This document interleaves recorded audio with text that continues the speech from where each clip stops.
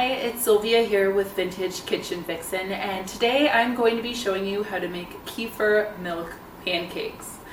Now, when I was a little girl, my dad, and to this day, he makes milk kefir every night. And back then, and still today, he sneaks in a teaspoon of cod liver oil into his milk kefir, just for that extra vitamin kick, nutrient kick, omega-3 kick.